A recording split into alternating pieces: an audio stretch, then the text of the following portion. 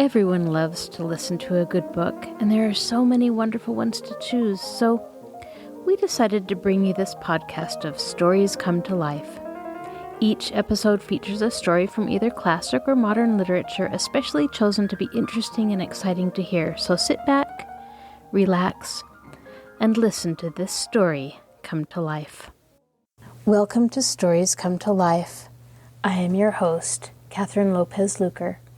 When Betsy's kitten Eleanor starts avoiding the house and spending most all of her time in the barn, Betsy follows her one day and finds Eleanor's wonderful surprise nestled into the hay up in the loft. At this same time, a letter arrives from Aunt Frances that seems it will change once again the course of Betsy's life. October in Vermont has never seemed so beautiful and precious before, and Betsy finds that her heart is inextricably woven into the lives of the dear people on the Putney Farm. Now sit back, relax, and listen to this story come to life. Understood Betsy. Chapter 11. Understood Aunt Frances. About a month after Betsy's birthday, one October day when the leaves were all red and yellow, two very momentous events occurred, and, in a manner of speaking, at the very same time. Betsy had noticed that her kitten Eleanor, she still thought of her as a kitten, although she was now a big grown-up cat, spent very little time around the house. She came into the kitchen 2 or 3 times a day, mewing loudly for milk and food, but after eating very fast, she always disappeared at once. Betsy missed the purring, contented ball of fur on her lap in the long evenings, as she played checkers or read aloud, or sewed, or played guessing games.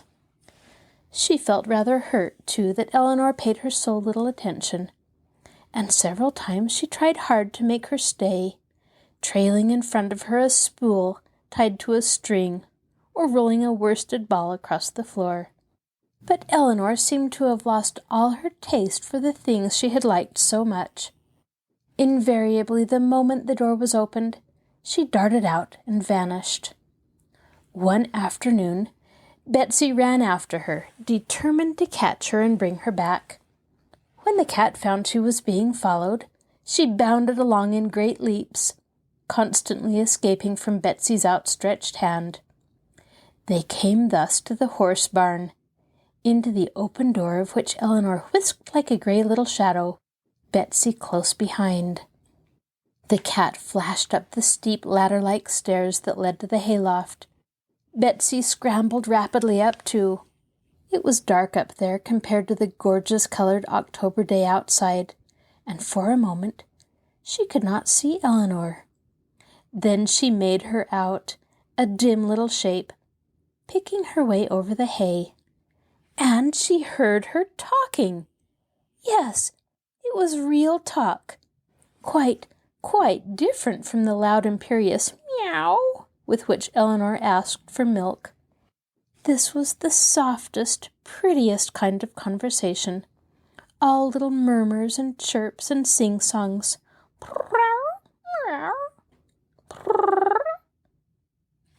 Why, Betsy could almost understand it. She could understand it enough to know that it was love talk. And then, breaking into this, came a sudden series of shrill, little needle-like cries that fairly filled the hayloft. Eleanor gave a bound forward and disappeared. Betsy, very much excited, scrambled and climbed up over the hay as fast as she could go. It was all silent now. The piercing, funny little squalls had stopped as suddenly as they began. On the top, in a little nest, lay Eleanor, purring so loudly you could hear her all over the big mow, and so proud and happy she could hardly contain herself. Her eyes glistened. She arched her back, rolled over, and spread out her paws, disclosing to Betsy's astounded, delighted eyes No, she wasn't dreaming. 2 dear little kittens, one all gray just like its mother, one gray with a big bib on his chest. Oh, how dear they were! How darling and cuddly and fuzzy! Betsy put her fingers very softly on the gray one's head and thrilled to feel the warmth of the little living creature. "Oh, Eleanor," she asked eagerly, "can I pick one up?" She lifted the gray one gently and held it up to her cheek. The little thing nestled down in the warm hollow of her hand. She could feel its tiny, tiny little claws pricking softly into her palm.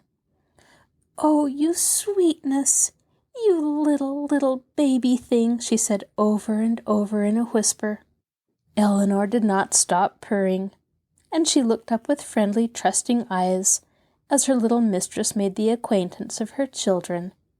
But Betsy could feel somehow that Eleanor was anxious about her kitten, was afraid that, although the little girl meant everything that was kind, her great, clumsy, awkward human hands weren't clever enough to hold a baby cat the proper way. "I don't blame you a bit, Eleanor," said Betsy. "I should feel just so in your place. There, I won't touch it again." She laid the kitten down carefully by its mother. Eleanor at once began to wash its face vigorously, knocking it over and over with her strong tongue. "My," said Betsy, laughing, "you'd scratch my eyes out if I were as rough as that." Eleanor didn't seem to hear, or rather, she seemed to hear something else, for she stopped short, her head lifted, her ears pricked up, listening very hard to some distant sound. Then Betsy heard it too, somebody coming into the barn below, little quick, uneven footsteps. It must be little Molly, tagging along as she always did. What fun to show Molly the kittens! "Betsy!" called Molly from below. "Molly!" called Betsy from above. "Come up here quick. I've got something up here." There was a sound of scrambling rapid feet on the rough stairs, and Molly's yellow curls appeared, shining in the dusk. "I've got a—" she began, but Betsy did not let her finish. "Come here, Molly, quick, quick!" she called, beckoning eagerly, as though the kittens might evaporate into thin air if Molly didn't get there at once. Molly forgot what she was going to say, climbed madly up the steep pile of hay, and in a moment was lying flat on her stomach beside the little family, in a spasm of delight that satisfied even Betsy and Eleanor, both of them convinced that these were the finest kittens the world had ever seen. "See, there are 2, said Betsy. "You can have one for your very own, and I'll let you choose. Which one do you like best?" She was hoping that Molly would not take the little all-gray one, because she had fallen in love with that one the minute she saw it. "Oh, this one with the white on his breast," said Molly without a moment's hesitation. "It's lots the prettiest. Oh, Betsy, for my very own?" Something white fell out of the folds of her skirt on the hay. "Oh, yes," she said indifferently. "A letter for you. Miss Anne told me to bring it out here. She said she saw you streaking it for the barn." It was a letter from Aunt Frances.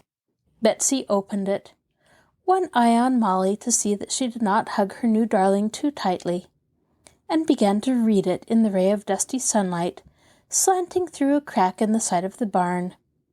She could do this easily because Aunt Frances always made her handwriting very large and round and clear, so that a little girl could read it without half trying. And as she read, everything faded away from before her. The barn, Molly, the kittens. She saw nothing but the words on the page. When she had read the letter through, she got up quickly, oh, ever so quickly, and went away down the stairs. Molly hardly noticed she had gone, so absorbing and delightful were the kittens. Betsy went out of the dusky barn into the rich October splendor and saw none of it. She went straight away from the house and the barn, straight up into the hill pasture toward her favorite place beside the brook, the shady pool under the big maple tree. At first she walked, but after a while she ran, faster and faster, as though she could not get there soon enough. Her head was down, and one arm was crooked over her face. And, do you know, I'm not going to follow her up there, nor let you go. I'm afraid we would all cry if we saw what Betsy did under the big maple tree.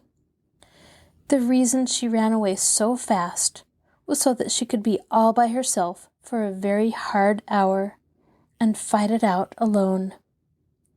So let us go back soberly to the orchard, where the Putneys are, and wait till Betsy comes walking listlessly in, her eyes red and her cheeks pale.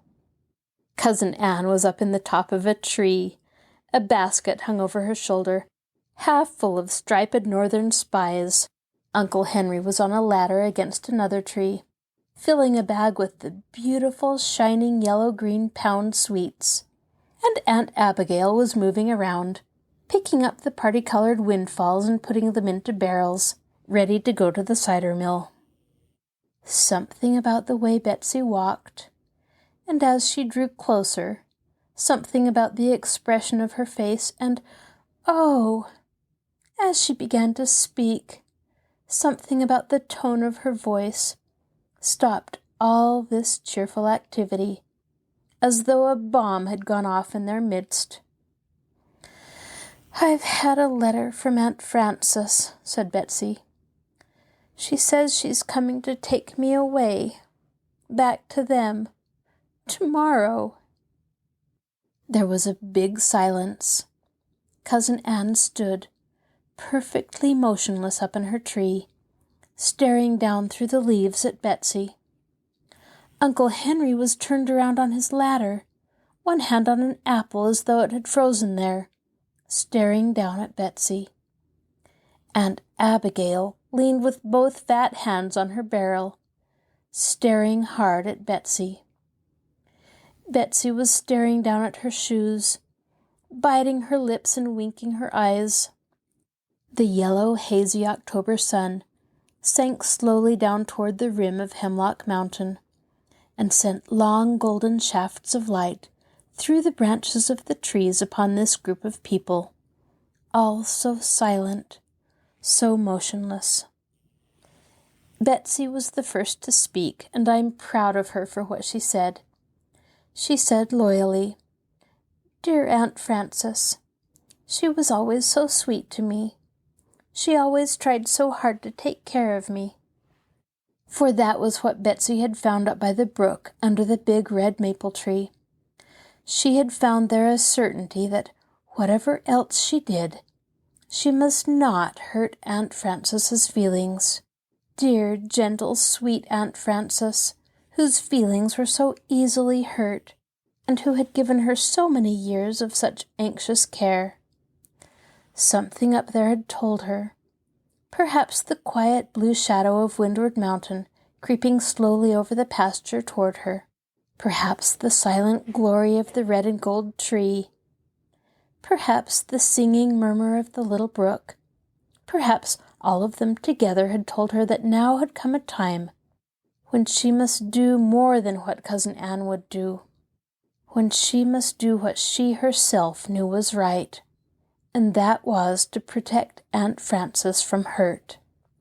When she spoke, out there in the orchard, she broke the spell of silence. Cousin Anne climbed hastily down from her tree, with her basket only partly filled. Uncle Henry got stiffly off his ladder, and Aunt Abigail advanced through the grass, and they all said the same thing. "Let me see that letter." They read it there, looking over each other's shoulders with grave faces. Then, still silently, they all turned and went back into the house, leaving their forgotten bags and barrels and baskets out under the trees. When they found themselves in the kitchen, "Well, it's supper time anyhow," said Cousin Anne hastily, as if ashamed of losing her composure, "or almost time. We might as well get it now." "I'm going out to milk," said Uncle Henry gruffly, although it was not nearly his usual time. He took up the milk pails and marched out toward the barn, stepping heavily, his head hanging. Shep woke up with a snort, and getting off the couch, gamboled clumsily up to Betsy, wagging his tail and jumping up on her, ready for a frolic. That was almost too much for Betsy. To think that after tomorrow she would never see Shep again, nor Eleanor, nor the kittens. She choked as she bent over Shep and put her arms around his neck for a great hug. But she mustn't cry. She mustn't hurt Aunt Frances's feelings, or show that she wasn't glad to go back to her. That wouldn't be fair, after all Aunt Frances had done for her. That night she lay awake after she and Molly had gone to bed, and Molly was asleep. They had decided not to tell Molly until the last minute, so she had dropped off peacefully as usual. But poor Betsy's eyes were wide open. She saw a gleam of light under the door. It widened. The door opened. Aunt Abigail stood there in her nightcap, mountainous in her long white gown, a candle shining up into her serious old face. "You awake, Betsy?" she whispered, seeing the child's dark eyes gleaming at her over the covers. I just thought I'd look in to see if you were all right." She came to the edge of the bed and set the candle down on the little stand. Betsy reached her arms up longingly, and the old woman stooped over her. Neither of them said a single word during the long embrace which followed. Then Aunt Abigail straightened up hastily, took her candle quickly, and softly and heavily padded out of the room. Betsy turned over and flung one arm over Molly. No Molly either after tomorrow. She gulped hard and stared up at the ceiling, dimly white in the starlight. A gleam of light shone under the door. It widened, and Uncle Henry stood there, a candle in his hand, peering into the room. "You awake, Betsy?" he said cautiously. "Yes, I'm awake, Uncle Henry." The old man shuffled into the room. "I just got to thinkin'," he said, hesitating, "that maybe you'd like to take my watch with you. It's kind of handy to have a watch on the train, and I'd like real well for you to have it." He laid it down on the stand, his own cherished gold watch that had been given him when he was 21. Betsy reached out and took his hard, gnarled old fist in a tight grip. "Oh, Uncle Henry," she began, and could not go on. "We'll miss you, Betsy," he said in an uncertain voice. It's been real nice to have you here." And then he too snatched up his candle very quickly and almost ran out of the room. Betsy turned over on her back. "No crying now," she told herself fiercely. "No crying now." She clenched her hands together tightly and set her teeth. Something moved in the room. Somebody leaned over her. It was Cousin Anne, who didn't make a sound, not one, but who took Betsy in her strong arms and held her close and closer, till Betsy could feel the quick pulse of the other's heart beating all through her own body. Then she was gone, as silently as she came. But somehow that great embrace had taken away all the burning tightness from Betsy's eyes and heart. She was very tired, and soon after this she fell asleep, snuggled up close to Molly. In the morning nobody spoke of last night. Breakfast was prepared and eaten, and the team hitched up directly afterward. Betsy and Uncle Henry were to drive to the station together to meet Aunt Frances's train. Betsy put on her new wine-colored cashmere that Cousin Anne had made her, with the soft white collar of delicate embroidery that Aunt Abigail had given her out of one of the trunks in the attic. She and Uncle Henry said little as they drove to the village, and even less as they stood waiting together on the platform. Betsy slipped her hand into his, and he held it tight as the train whistled in the distance, and came slowly and laboriously puffing up to the station. Just one person got off at the little station, and that was Aunt Frances, looking dressed up and citified, with kid gloves and a white veil over her face, and a big blue one floating from her gay-flowered velvet hat. How pretty she was! And how young! Under the veil which hid so kindly the little lines in her sweet, thin face. And how excited and fluttery! Betsy had forgotten how fluttery Aunt Frances was. She clasped Betsy to her, and then started back, crying she must see to her satchel. And then she clasped Betsy to her again, and shook hands with Uncle Henry, whose grim old face looked about as cordial and welcoming as the sourest kind of sour pickle.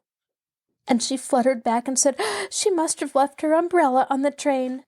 "Oh, conductor, conductor, my umbrella! Right in my seat, a blue one with a crooked over. Oh, here it is in my hand. What am I thinking of?" The conductor evidently thought he'd better get the train away as soon as possible, for now he shouted, "All aboard!" to nobody at all, and sprang back on the steps. The train went off, groaning over the steep grade, and screaming out its usual echoing warning about the next road crossing. Uncle Henry took Aunt Frances's satchel and plodded back to the surrey. He got into the front seat, and Aunt Frances and Betsy in the back, and they started off. Now, I want you to listen to every single word that was said on the back seat, for it was a very important conversation when Betsy's fate hung on the curl of an eyelash and the flicker of a voice, as fates often do. Aunt Frances hugged Betsy again and again, and exclaimed about her having grown so big and tall and fat.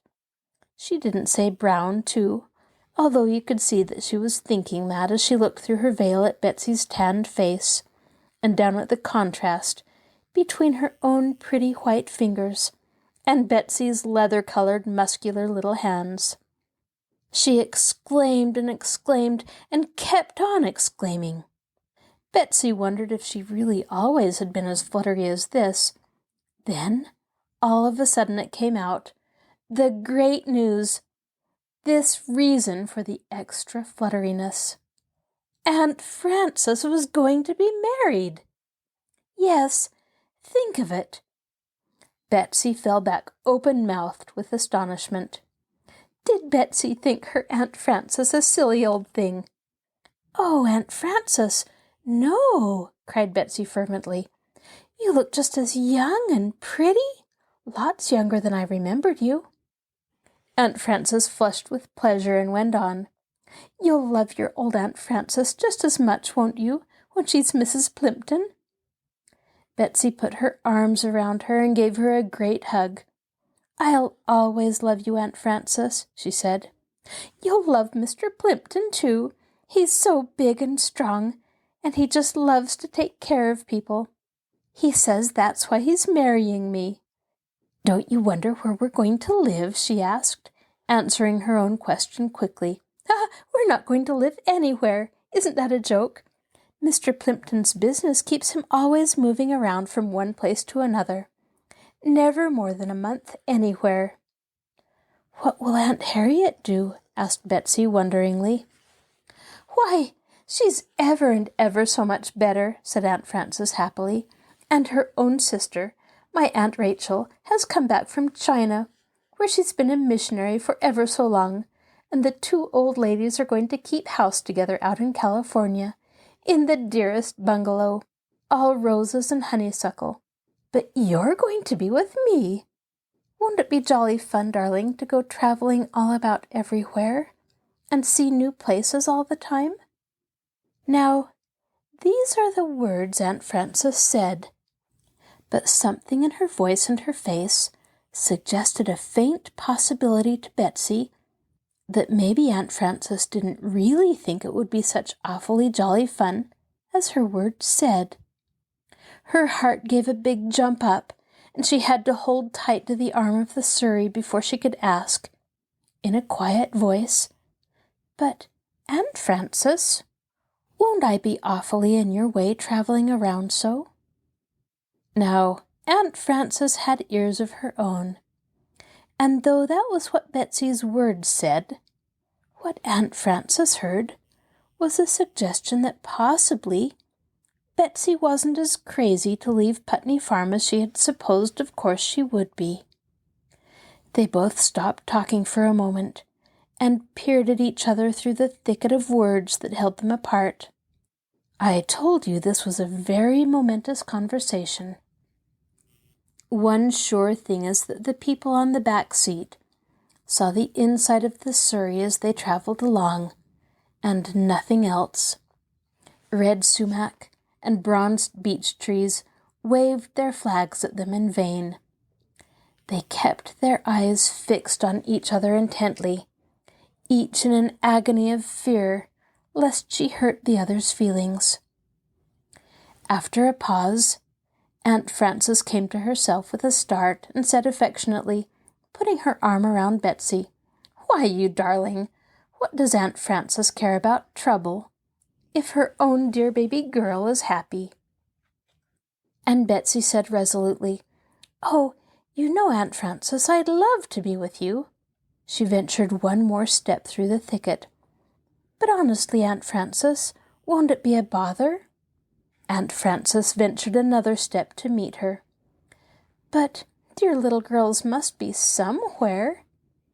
And Betsy almost forgot her caution and burst out, "But I could stay here. I know they would keep me."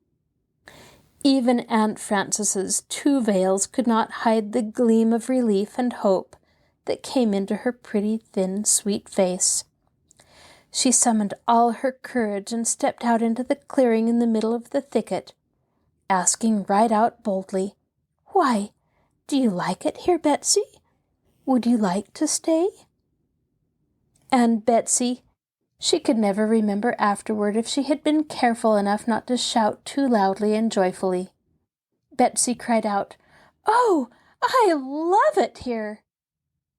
There they stood, face to face, looking at each other with honest and very happy eyes. Aunt Frances threw her arm around Betsy and asked again, "Are you sure, dear?" and didn't try to hide her relief, and neither did Betsy. "I could visit you once in a while, when you're somewhere near here," suggested Betsy, beaming. "Oh, yes, I must have some of the time with my darling," said Aunt Frances, and this time there was nothing in their hearts that contradicted their lips. They clung to each other as Uncle Henry guided the surrey up to the marble stepping stone. Betsy jumped out first. And while Uncle Henry was helping Aunt Frances out, she was dashing up the walk like a crazy thing. She flung open the front door and catapulted into Aunt Abigail just coming out. It was like flinging herself into a feather bed. "Oh, oh," she gasped out, "Aunt Frances is going to be married and travel around all the time, and she doesn't really want me at all. Can't I stay here? Can't I stay here?" Cousin Anne was right behind Aunt Abigail, and she heard this. She looked over their shoulders toward Aunt Frances, who was approaching from behind, and said in her usual calm and collected voice, "How do you do, Frances? Glad to see you, Frances. How well you're looking. I hear you're in for congratulations. Who's the happy man?" Betsy was overcome with admiration for her coolness in being able to talk in such an exciting moment. She knew Aunt Abigail couldn't have done it, for she had sat down in a rocking chair and was holding Betsy on her lap. The little girl could see her wrinkled old hand trembling on the arm of the chair. "I hope that means," continued Cousin Anne, going as usual straight to the point, "that we can keep Betsy here with us." "Oh, would you like to?" asked Aunt Frances, fluttering as though the idea had never occurred to her before that minute. "Would Elizabeth Ann really like to stay?" "Oh, I'd like to, all right," said Betsy, looking confidently up into Aunt Abigail's face. Aunt Abigail spoke now. She cleared her throat twice before she could bring out a word. Then she said, "Why, yes, we'd kind of like to keep her. We've sort of got used to having her around." That's what she said. But as you have noticed before on this exciting day, what people said didn't matter as much as what they looked. And as her old lips pronounced these words so quietly, the corners of Aunt Abigail's mouth were twitching, and she was swallowing hard. She said impatiently to Cousin Anne, "Hand me that handkerchief, Anne." And as she blew her nose, she said, "What an old fool I am." It was as though a great fresh breeze had blown through the house. They all drew a long breath and began to talk loudly and cheerfully about the weather, and Aunt Frances's trip, and how Aunt Harriet was, and which room Aunt Frances was to have, and would she leave her wraps down in the hall or take them upstairs. And in the midst of this, Betsy, her heart ready to burst, dashed out of doors, followed by Shep. She ran madly toward the barn. She did not know where she was going. She only knew that she must run and jump and shout, or she would explode. Shep ran and jumped because Betsy did. To these two wild creatures, careering through the air like bright blown autumn leaves, appeared little Molly in the barn door. "Oh, I'm going to stay! I'm going to stay!" screamed Betsy. But as Molly had not had any notion of the contrary, she only said, "Of course, why not?" and went on to something important, saying, "My kitten can walk! It took 3 steps just now." After Aunt Frances got her wraps off, Betsy took her for a tour of inspection. They went all over the house first, with special emphasis laid on the kitchen living room. "Isn't this the loveliest place?" said Betsy fervently, looking about her at the white curtains, the bright flowers, the southern sunshine, the bookcases and the bright cooking utensils. It was all full to the brim to her eyes with happiness. She forgot entirely that she had thought it a very poor, common kind of room when she had first seen it.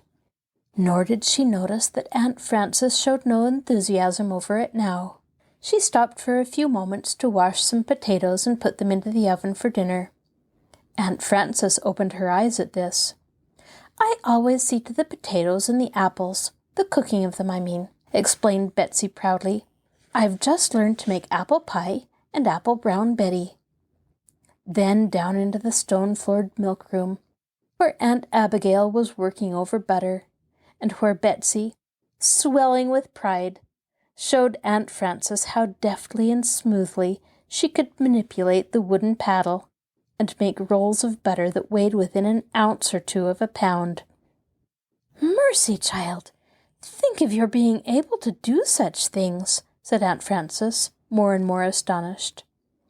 They went out of doors now, Shep bounding by their side. Betsy was amazed to see that Aunt Frances drew back, nervously, whenever the big dog frisked near her. Out in the barn, Betsy had a disappointment. Aunt Frances just balked absolutely at those ladder-like stairs. "Oh, I couldn't, dear. Do you go up there? Is it quite safe?" "Why, Aunt Abigail went up there to see the little kittens," cried Betsy, on the edge of exasperation. But her heart softened at the sight of Aunt Frances's evident distress of mind at the idea of climbing into the loft, and she brought the kittens down for inspection, Eleanor mewing anxiously at the top of the stairs. On the way back to the house they had an adventure, a sort of adventure, and it brought home to Betsy once and for all how much she loved dear, sweet Aunt Frances, and what kind of love it was. As they crossed the barnyard, the calf approached them playfully, leaping stiff-legged into the air, and making a pretense of butting at them with its hornless young head. Betsy and Shep often played with the calf in this way by the half hour, and she thought nothing of it now, hardly noticed it, in fact. But Aunt Frances gave a loud, piercing shriek, as though she were being cut into pieces. "Help! Help!" she screamed. "Oh, Betsy! Oh, Betsy!" She had turned white and could not take a single step forward. It's nothing, said Betsy rather impatiently. "He's just playing. We often play with him, Shep and I." The calf came a little nearer, with lowered head. "Get away," said Betsy indifferently, kicking at him. At this hint of masterfulness on Betsy's part, Aunt Frances cried out, "Oh, yes, Betsy, do make him go away. Do make him go away." It came over Betsy that Aunt Frances was frightened. Yes, really. And all at once her impatience disappeared, never to come back again. She felt toward Aunt Frances just as she did toward little Molly, and she acted accordingly. She stepped up in front of Aunt Frances, picked up a stick, and hit the calf a gentle blow on the neck with it. He moved away, startled, looking at his playfellow with reproachful eyes. But Betsy was relentless.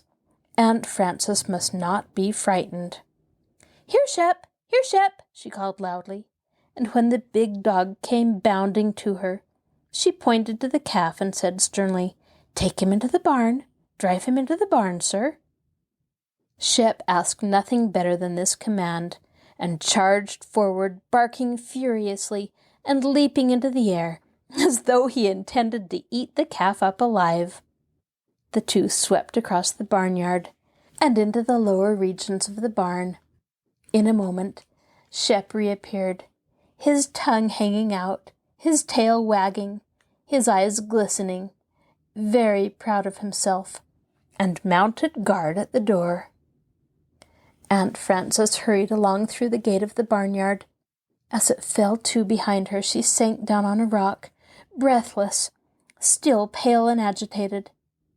Betsy threw her arms around her in a transport of affection. She felt that she understood Aunt Frances as nobody else could. The dear, sweet, gentle, timid aunt. She took the thin, nervous, white fingers in her strong brown hands. "Oh, Aunt Frances, darling Aunt Frances," she cried, "how I wish I could always take care of you." The last of the red and gold leaves were slowly drifting to the ground as Betsy and Uncle Henry drove back from the station after seeing Aunt Frances off. They were not silent this time, as when they had gone to meet her. They were talking cheerfully together, laying their plans for the winter which was so near. "I must begin to bank the house tomorrow," mused Uncle Henry. "And those apples have got to go to the cider mill right off. Don't you want to ride over on top of them, Betsy, and see them all made into cider?" "Oh, my, yes," said Betsy. "That'll be fine. And I must put away Deborah's summer clothes, and get Cousin Anne to help me make some warm ones, if I'm going to take her to school in cold weather." As they drove into the yard, they saw Eleanor coming from the direction of the barn, with something big and heavy in her mouth. She held her head as high as she could, but even so her burden dragged on the ground, bumping softly against the rough places on the path. "Look," said Betsy, "just see that great rat Eleanor has caught." Uncle Henry squinted his old eyes toward the cat for a moment and laughed. "We're not the only ones that are getting ready for winter," he remarked.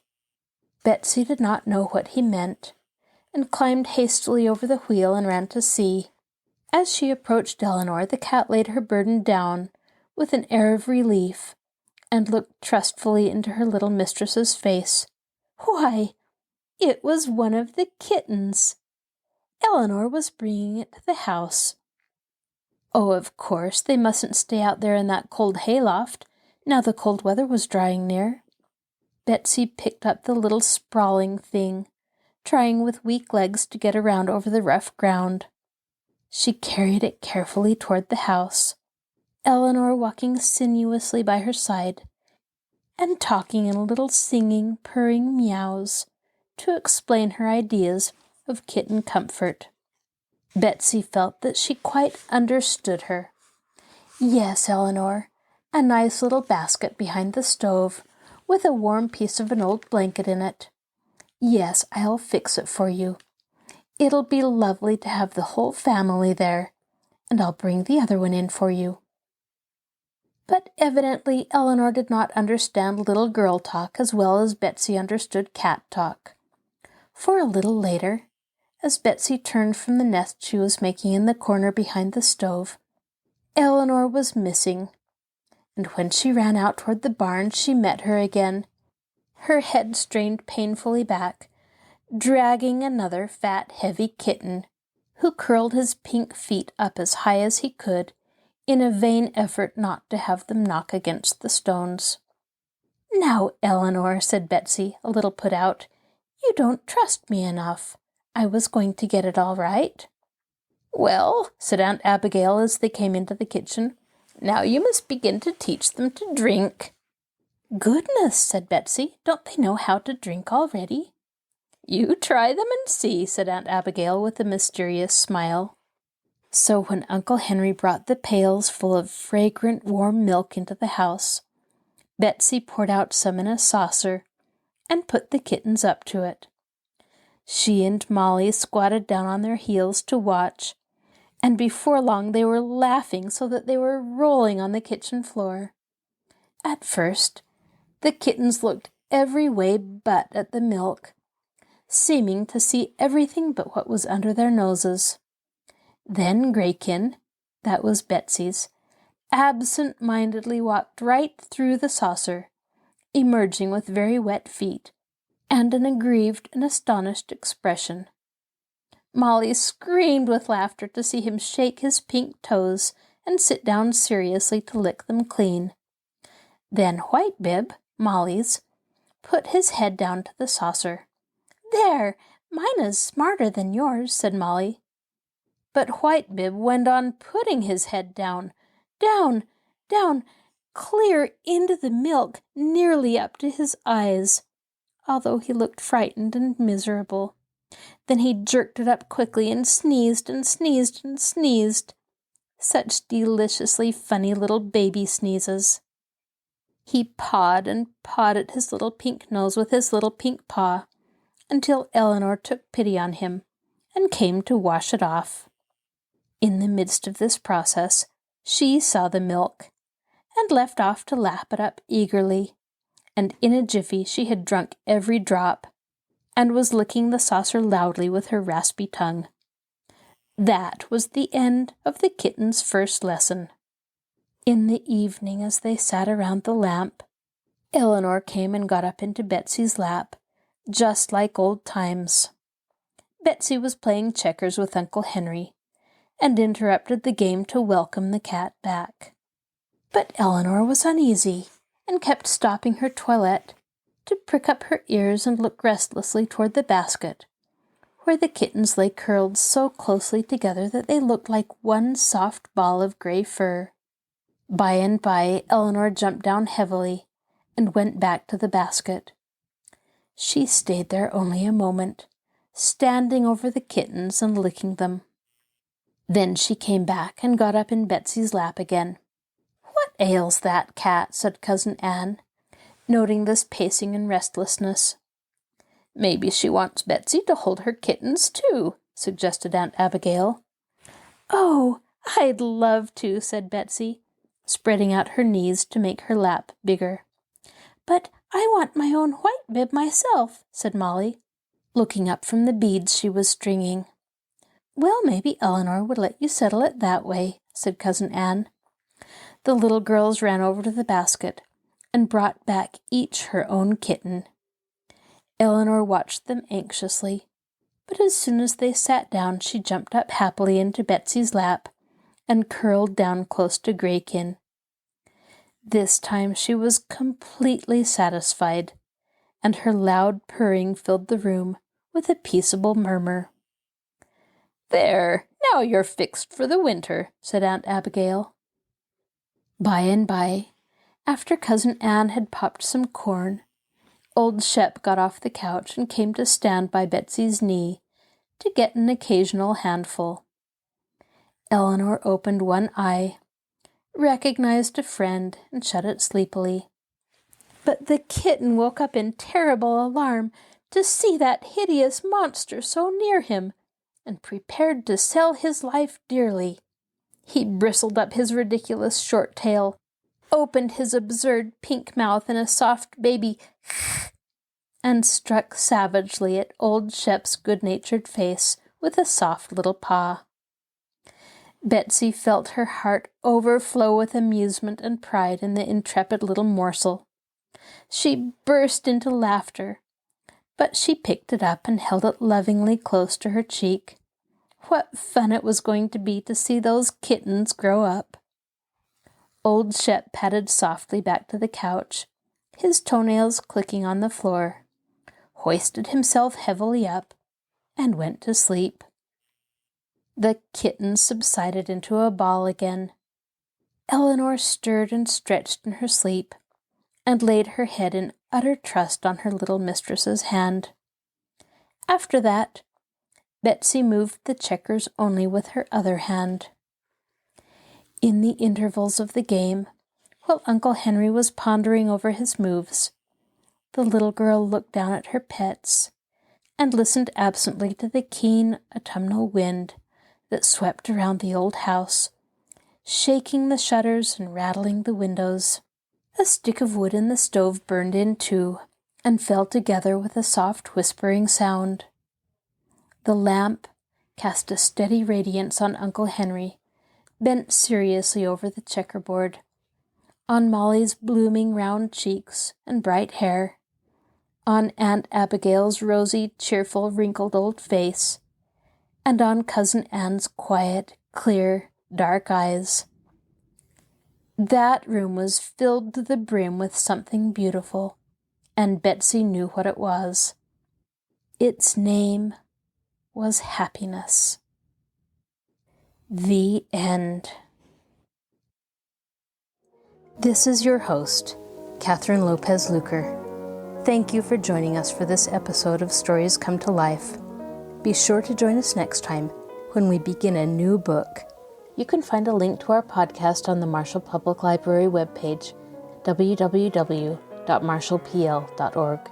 I'll talk to you again soon.